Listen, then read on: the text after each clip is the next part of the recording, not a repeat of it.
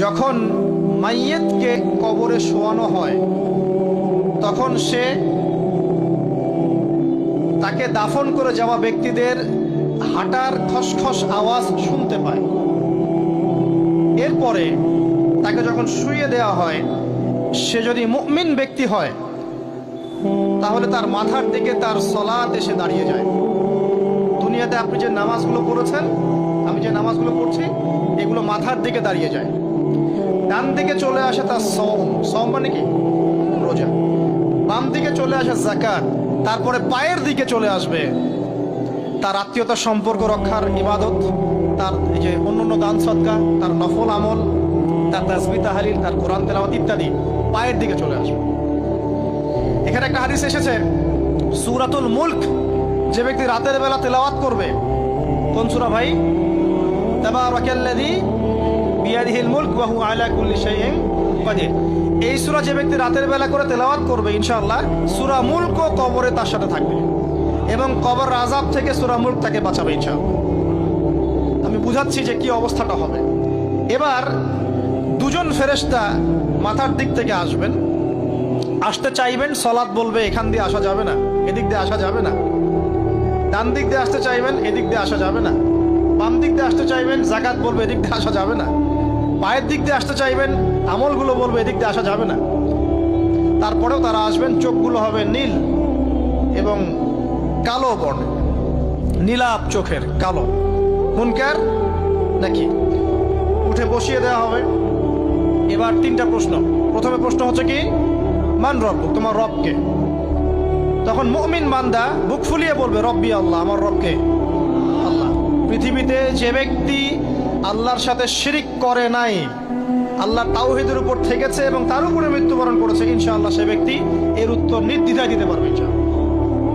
আর দুনিয়াতে যে বা যারাই আল্লাহর সাথে শিরিক করবে, আল্লাহর সাথে শিরকের পাপে লিপ্ত হবে, ওই অবস্থায় মারা যাবে, তাওহীদের উপর থাকবে না, কোশ্চিন কালেও মান রব্বুক উত্তর দিতে পারবে না। তারপরে প্রশ্ন হয়ে যাবে মা দীনুক, তোমার দিন কি ছিল? মুমিন বান্দা উত্তর দিবে কি? দীন ইসলাম, আমার দিন ছিল ইসলাম। এখানে শুনে রাখেন, পৃথিবীতে যারা ইসলামকে পরিপূর্ণরূপে পালন করবে তারাই এই উত্তর দিতে পারবে ইনশাআল্লাহ। যারা ইসলামকে ঠাট্টা বিদ্রুপের হাসি তামাশার পাত্র বানিয়েছে, মন চাইলে কিছু করি, মন চাইলে কিছু করি না, সহজগুলো একটু আমল করি, বাকি কিছুর আমল ধারি না, হ্যাঁ, নামাজ পড়ি, সুদ ছাড়তে পারি না, ঠিক আছে, বছর বছর ওমরা করি, এদিকে ঘুষ দুর্নীতি ছাড়তে পারি না, ইসলামকে ঠাট্টা তামাশার পাত্র বানিয়েছে, এরা কোশ্চিন কালে উত্তর দিতে পারবে না মা দীনুক। দিনে পরিপূর্ণরূপে ইসলামে প্রবেশ করতে বলেছেন আল্লাহ রাব্বুল আলামিন। যারা পরিপূর্ণরূপে ইসলামে প্রবেশ করবে এবং ইসলামের প্রতিটা মৌলিক বিধান মেনে চলবে, ইনশাআল্লাহ তারা এর উত্তর দিতে পারবে। এরপরে আসবে তৃতীয় প্রশ্ন। নবী সাল্লাল্লাহু আলাইহি ওয়াসাল্লামকে দেখানো হবে। যখন দেখানো হবে তখন সূর্য যখন ডুবে যায়, যে দৃশ্যটা আমরা দেখতে পারি না, ওই দৃশ্যটা ভেসে উঠবে এবং মুমিন বান্দা অস্থির হয়ে যাবে, বলবে আমাকে ছেড়ে দাও, আমি নামাজ পড়বো। সুবহানাল্লাহ। তার কারণ তার কাছে মনে হবে যে আসরের ওয়াক্ত হয়ে গেছে, আসরের ওয়াক্ত হয়ে গেছে, আসরের ওয়াক্ত চলে যাচ্ছে, আমাকে নামাজ পড়তে হবে। চিন্তা করেছেন?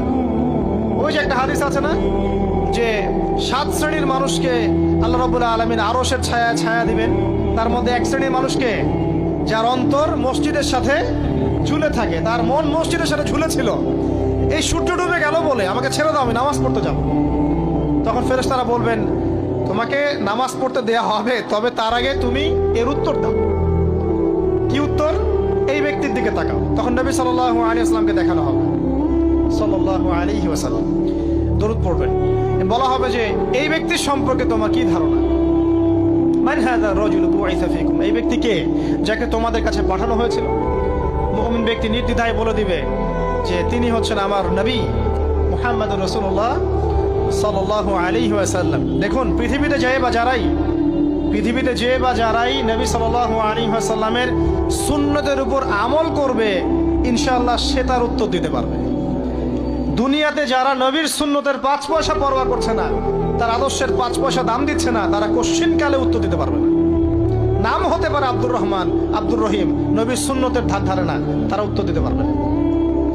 নবীর সুন্নতের গুরুত্ব কত গভীর, এটা আমাদেরকে এখান থেকে বুঝতে হবে। তাই প্রিয় যুবক ভাইরা, মুসলিম ভাইরা, আমাদের জীবনটাকে নবীর আদর্শ এবং সুন্নতে ঢেলে সাজাতে হবে। সকাল থেকে সন্ধ্যা পর্যন্ত প্রতিটা কাজ করবো কার তরিকায়?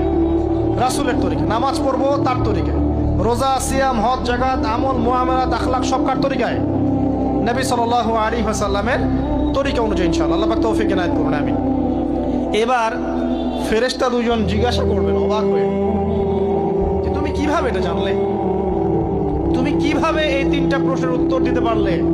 কারণ বেশিরভাগ মানুষ তো উত্তর দিতে পারবে না, বেশিরভাগ মানুষই এই উত্তর দিতে পারবে না। কারণ কিয়ামতের মাঠে 1999 জন মানুষ জাহান্নামে যাবে। নাউজুবিল্লাহ। তো এটা কঠিন পরীক্ষা। আল্লাহ রাসূল সাল্লাল্লাহু আলাইহি ওয়াসাল্লাম বলেছেন যে নিশ্চয়ই তোমাদেরকে এখানে পরীক্ষায় ফেলা হবে, আর তোমরা যদি এই পরীক্ষা জেনে তোমাদের মৃতদেরকে দাফন করা থেকে বিরত না থাকতে, তাহলে আমি তোমাদেরকে শুনিয়ে দিতাম কবরে কেমন পরীক্ষা হয়। মানে যদি আমরা শুনতে পারতাম যে কবরে কেমন পরীক্ষা হয়, আমরা ভয়ে আমাদের মৃতদেরকে দাফন পর্যন্ত করতাম না। এটা নবীজি বলছেন সাল্লাল্লাহু আলাইহি ওয়াসাল্লাম। তাকে জিজ্ঞাসা করা হবে যে তুমি কিভাবে জানলে এটা? বেশিরভাগ মানুষ তো পারে না উত্তর দিতে। তখন সেই ব্যক্তি বলে বসবে, সেই ব্যক্তি বলবে যে করাতু কিতাব আল্লাহ, আমি আল্লাহর কিতাব এই কোরআন পড়েছি। মুমিন বলবে আমি আল্লাহর কোরআন পড়েছি, ফাআমানতু বিহি, আমি এর উপর ঈমান এনেছিলাম, ওয়া সাদ্দাকতু, এবং সত্যায়ন করেছিলাম। সুবহানাল্লাহ। অতএব দুনিয়াতে যারা দ্বীনের জ্ঞান অর্জন করছে না, কোরআন পড়ছে না, হাদিস পড়ছে না, পড়াশোনার চেষ্টা করছে না, জানার চেষ্টা করছে না, কবরে পাওয়ার ডিফিকাল্ট আছে। এটা একটা অন্যতম প্রশ্ন। আমরা কিন্তু মনে করি তিনটা প্রশ্ন হচ্ছে, আসলে প্রশ্ন হচ্ছে কয়টা? 4টা। তিনটার পরে আরো একটা এক্সট্রা। কিভাবে জানলে? তখন উত্তর দিচ্ছে আমি আল্লাহর কিতাব পড়েছি, ঈমান এনেছি, সত্য